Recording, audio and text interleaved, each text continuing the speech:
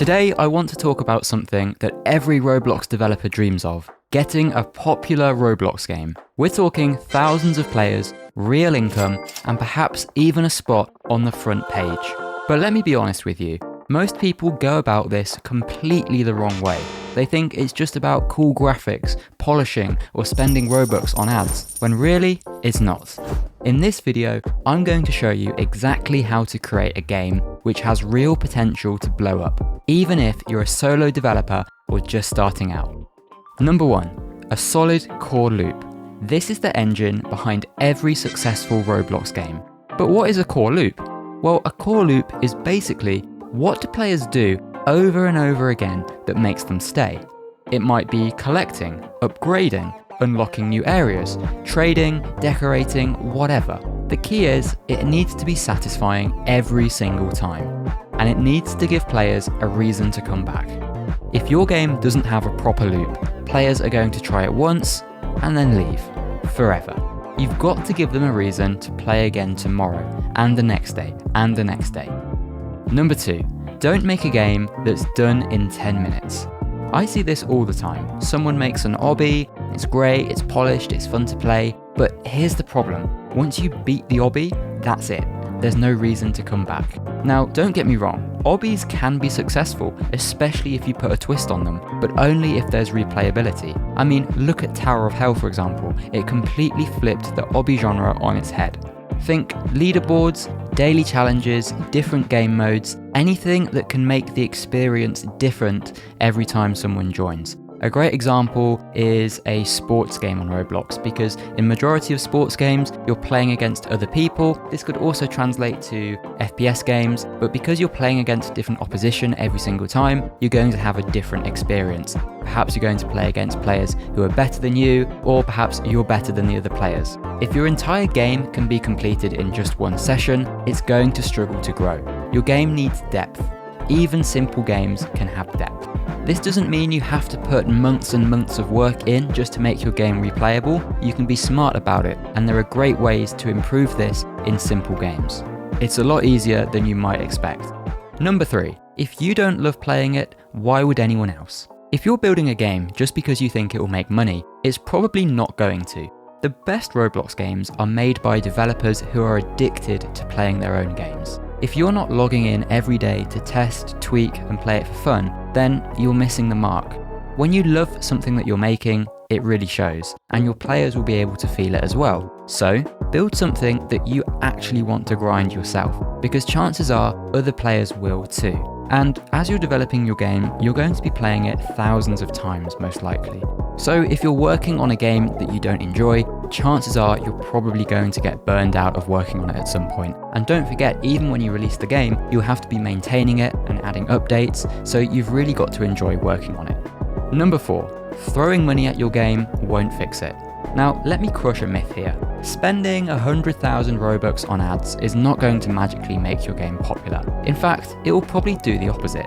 Here's what happens. You run the huge ad campaign for 24 hours, 2 weeks, however long you choose. You get a spike in players, but the game doesn't retain them, so the numbers drop and you've just burned your entire budget. Your game is back at 0 players. You can't fix a weak game with marketing.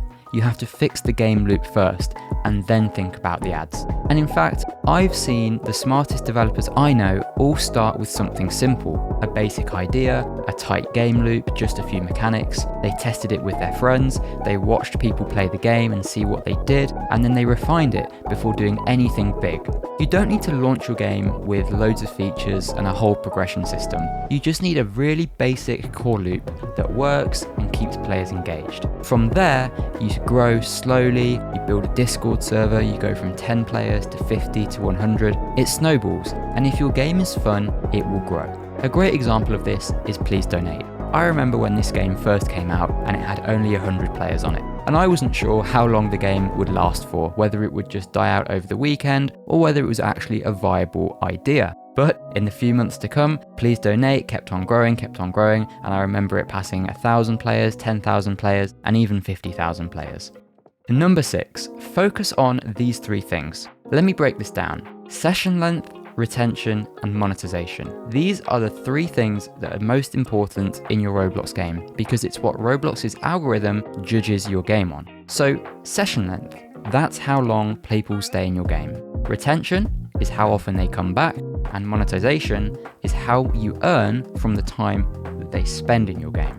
Now, the best games make players want to spend more time in there. They also make the players want to buy something, and they reward the players for coming back every day. If your game nails all of these things, you're golden. But how can you improve them?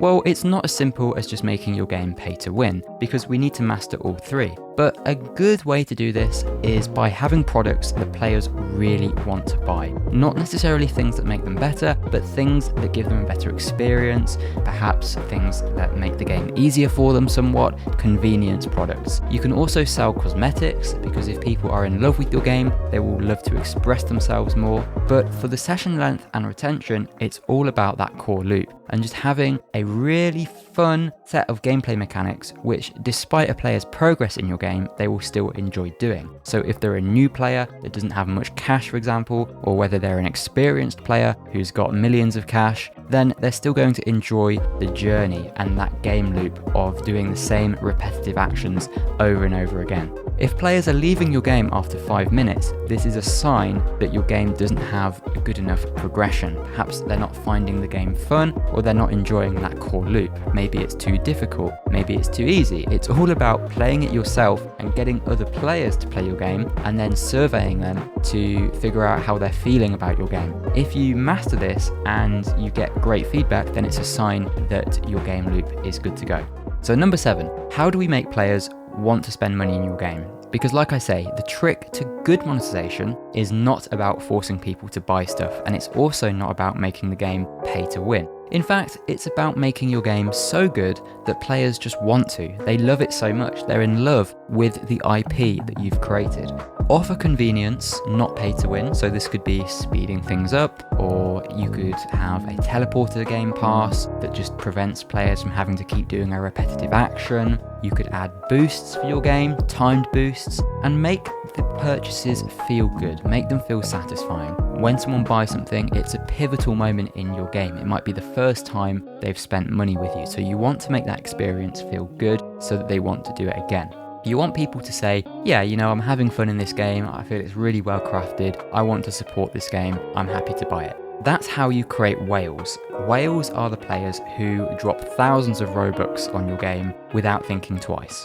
Number 8, your game needs to be social. Roblox is a social platform. Most of the biggest games succeed because they let their friends play together. And even games that aren't multiplayer heavy still benefit from social elements. Think trading, gifting, chat. If your game feels like a solo experience, that's okay. But ask yourself, would this be more fun with friends? Because if you can make it fun with people, people will bring their friends, and that's how growth becomes viral, and that's one of the keys to making your game's CCU snowball. Number 9, be innovative, but don't overdo it. Now, this one's tricky, because the next big hit on Roblox won't be a direct copy of something that already exists. It'll be fresh, exciting, perhaps even a little bit weird. It might challenge the conventions of typical Roblox games.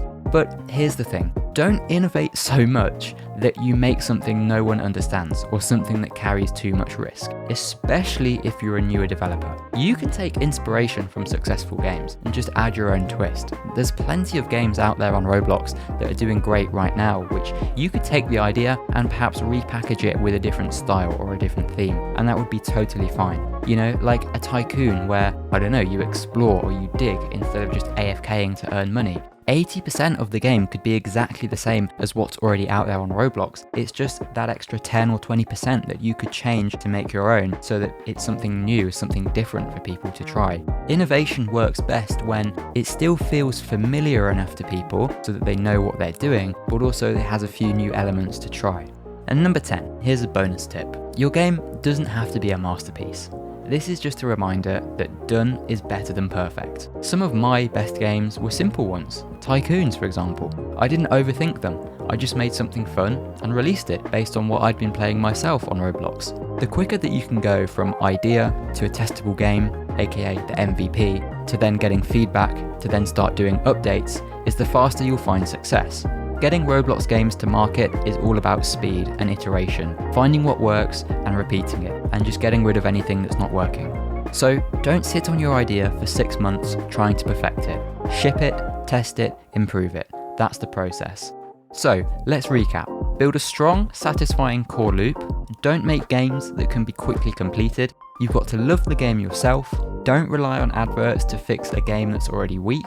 Start small, test and grow with other players. Master session length, retention and monetization. Make players want to spend time and Robux. Add social features. Be innovative but not overly risky. And then just get it done. Release something and learn fast. Making a Roblox game that's popular is possible.